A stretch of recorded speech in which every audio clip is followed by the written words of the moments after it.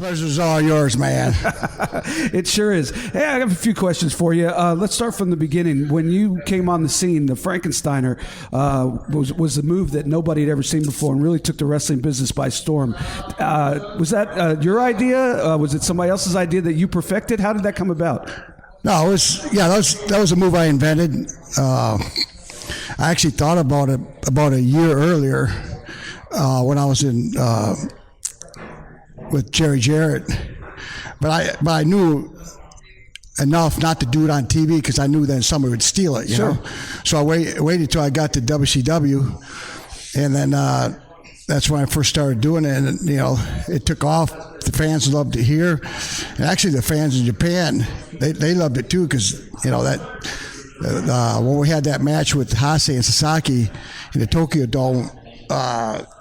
That was like one of the requests, like, well, you want to see the Frankensteiner, and so, yeah, it was, it's a move that a lot of people copy, I was going to say, which is cool. My next question is, looking back 30, 35 years down the road, the move is basically, for all intents and purposes, become a transition spot. Does that bother you, or is that like more of a compliment? No, I don't care if people copy my move. It's like everything's a transition spot nowadays. It's like you said it best. You're 100% right. Yeah. So no, but and then you got bonehead Mike Tenay coming to try to make it say it's a Huracan Rana. No, it's a move I invented. And don't just take my word for it. I know. Ask Mysterio. No, I know. But it's funny, Scotty, because I was telling people on Twitter that we were coming up here and hoping to get you on and one of the people that is always bugging me about getting you on the podcast said, remember to say Frankensteiner, not Hurricane, or he's going to cut you off. Oh, yeah. So he might have saved this interview. Yeah. A question I've always wanted to ask you, shoot question. Aren't they all shoot questions? Yeah, but I'm legitimately curious as somebody who lived it. Your character, Big Papa Pump. I've said on the podcast, I've said in interviews many times that when you went off, I would get the hell out of there because I didn't know if you were, I don't know if you were really pissed or if you were playing a character or a little bit of both, but I wasn't going to stick around and take a chance. So I'm curious all this. I don't know if you care to give away the answer to what's behind the curtain, but was that a character or was that also some of the frustration of being in WCW at that time bubbling over? No, it was frustration, man. So I was good to run. Yeah, you like. If you listen to Conrad podcast with Bischoff and stuff, he'll ask him stuff like why, it had me and my brother against each other. Pittman was one of my partners, and somebody else was my brother's partner, and he'd say, "Why did he do that?" And I go, "I don't know." It's like, that's bad booking. Not Eric's fault. It was the booker's fault. And I'm going, well, if you're thinking that, what the fuck do you think I feel? We have to show up every Monday night and get handed this bullshit piece of paper, and I'm supposed to follow their bullshit. So after a while, man, I got pissed off. And that's why I went up to Eric at some point and said, listen, Eric, these guys, fuck these guys. Let me do what I want to do. I know how to get over, And so he was, he trusted my judgment, and then plus he didn't trust the bookers either, so he let me do what I wanted to do. So that a lot of that stuff when I first turned heel and I was hurt, Buff was hurt, a lot of that stuff we came up on our own. A lot of people don't realize that if Eric would have bought the company and taken it over, that there was a reason you were beaten as world champion every major star, and they never came back. They went away. Kevin Nash went away. Scott Hall went away. Diamond Dallas Page went away, and Savage went away. And as far as I was told, because I was going to be part of that promotion, they were building up to eventual Goldberg coming back. How do you think that could have ignited the company? Because you were on fire. People forget that. Yeah. I thought that was great. I wrestled Goldberg the one time, and it was a great response. And there's no mistake about it. Goldberg was over. So that is the best time to wrestle, when the baby face is hot And the heel they is hate over. the heel. I mean, that's the best. You can't get anybody. I did my job, making sure people hated me. Absolutely. And I was scared of you, legit. I'm not lying. But you are nice. Now that you've mellowed and you're more the Shoney's business than the wrestling business. How's Shoney's going? Oh, it's doing good. Is it true that the Nasty Boys came up and emptied the bar in one afternoon? Yeah, and they came with a $2 bill. I don't know if you remember this, but I booked you. I used to do indie bookings, 2002, 2003. I booked you for a show at the Medieval Times in New Jersey. I don't know if you remember that. And the next, you had called me and said, by the way, Penzer, the next night I'm going to Madison Square Garden and debuting for WWF. And I can remember you sitting in the bar. I don't think you were drinking. I think you were eating. I was drinking. And you were talking. You sounded excited about the possibility of WWF back then. Any idea what went wrong? Same thing that went wrong, and everybody else that went from WCW. Look at what everybody did. Triple H beat everybody. Kevin Nash went in and he did a DQ, then he got beat. But Sting got treated worse. He had one match with them and he was done. That's the thing when when a guy's a mark and he wants to beat everybody, and who is a legitimate pussy. You know what I mean? I mean, Wikipedia don't lie. I mean, seriously. Look what he's done. Nothing. Then he got his professional wrestling, and that was his, that was his time to shine. Of course, it does help, banging the boss's daughter. So, he took advantage of everything that he could, and he beat everybody from WCW. Why? They treated everybody like shit, and we're all in the same business. Like wrestling is a small knit community. Like it's a brotherhood. But you're going to treat us bad because we wrestled for somebody else. I mean, it made no sense. Now it's biting them in the ass. They would fucking kill for half the ratings that they had when we had the Monday Night Wars. Look at them. It's biting them in the ass, and fuck them.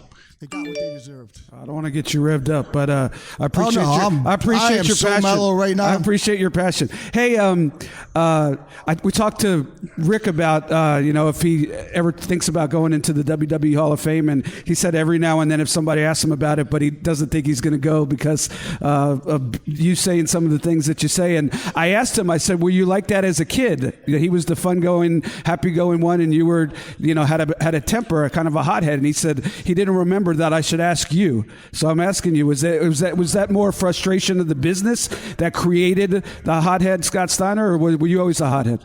No, when times changed, man. When I first came out of college and we were wearing the Michigan jackets, I mean, that was a great time. It was like, you don't break in, you don't know very little about politics.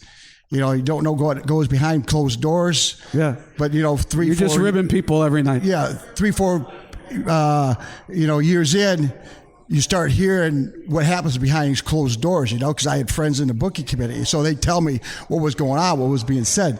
So it's like, they would come up to you and be like they're a friend, and then all of a sudden they would tell me what they said in the booking. I was like, "There's motherfuckers," you know what I mean? So it's like, yeah, it was a built up, it just wears on you, I mean, and it's nothing different. Like CM Punk said the same thing I said, 8 years, 9 years later, about what I said about Triple H, what he said about the business. Moxley said basically the same thing. It's like, that is the worst place ever to work. I mean, every time I worked there, I wanted to quit. In 93, I left. I was gone for 2 years in Japan because I was totally sick of the bad taste that left in my mouth. And the same thing in 203. It's like, God, if I would have, it was brutal. So speaking of the Hall of Fame, I know that you're tight with Jeff Jarrett, and I know Jeff is up there as a producer. Has there been any, because they've known to reach out to people and try to smooth things over for, just to get a pop, because you guys would get a huge pop and draw money going into the Hall of Fame. Has there been any outreach on behalf of Jeff or anybody else?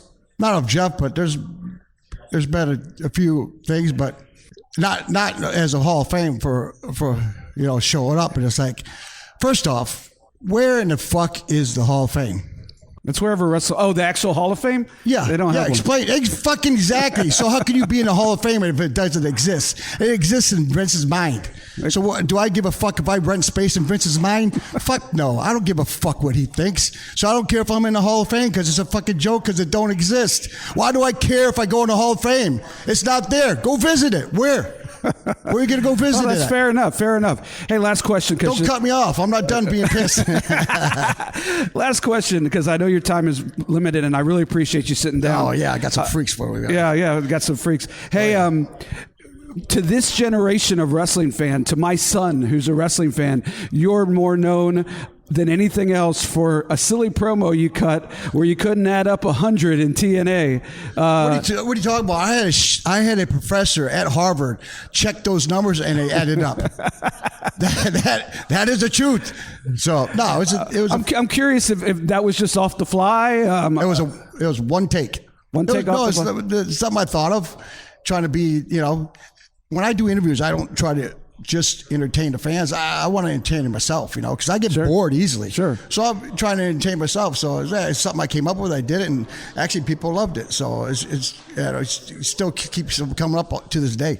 Last question. You were just recently with the NWA, Billy Corgan. They have a cool thing going, a little studio vibe. How'd you like that? And then it's easy for you to say. Will we be seeing you again in the NWA?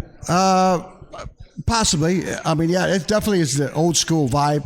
I've known Billy for a while through one of my good friends from Chicago. They knew each other in Chicago, so he wanted to come in. So yeah, I mean, they actually do have a good thing going, and I had a great time there. It's unique. Billy's going to be at some point on this podcast, but he's out touring now. But I'm curious to know who, I don't know if you realize, but they don't even play entrance music or have a ring announcer. The guys just walk out like in the old TBS studio. Right. And you could hear the fans, saying things to the wrestlers. It totally, the vibe to me is totally, going back in time. It's really cool. Where they do those TV tapings it's not far from Center Stage. Yeah. So it's pretty close. Scotty, thank you very much. I really appreciate it. Oh, no problem there, Penza. Yeah, tell everybody if they're up in the Atlanta area and they want to come to your Shoney's, where can they find you? Yeah, just stop off at Highway 92, right across from Cabela's. It's great food. And you have a full bar, right? Full bar. You have beer, you had to restock liquor. After Knobs and Sags came by, huh? Yeah.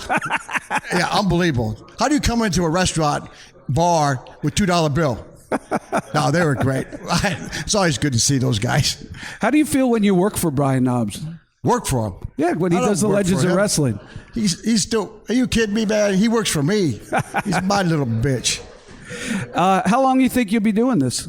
As long as you're having fun? Yeah, as long as I have fun. It's like my body's holding out, so, I mean... little bit by little bit, but I'm at the point now. If I quit, I'm done for good. So when you reach that point, because I want to retire when I was, 30, 35, and then is this 30 seconds or an hour or how? Yeah, long are you doing this? Yeah, right. I did ask him the question you wanted me to ask him, though. I didn't ask him. Yeah, about was it the wrestling business or was he always a hothead? He said it was the wrestling business. Yeah, right. That's what we both said. This is the wrestling business. He said it was a blast. He said it was a blast when you guys first started and you were just having fun in the ring. And then you started to hear from people inside the booking committee what was going on in those offices, and it started getting frustrating. That's it. And I could assure you, by the way, that after this airs, you guys forget about the Hall of Fame talk. Well, no, I told you, didn't I? I would say the same thing for forever. I mean, it doesn't change. I got you. You're, if nothing else, you're consistent. I know you got to get ready for your match. Thank you so much, and I really appreciate it. And maybe I make it to Shoney's one day. I can't drink as much as Knobs and Sags, but at least you can pay. I have to pay? No, just bring a $2 bill, man. There you go. All right, Scott Steiner, ladies and gentlemen, it really happened. Thank you.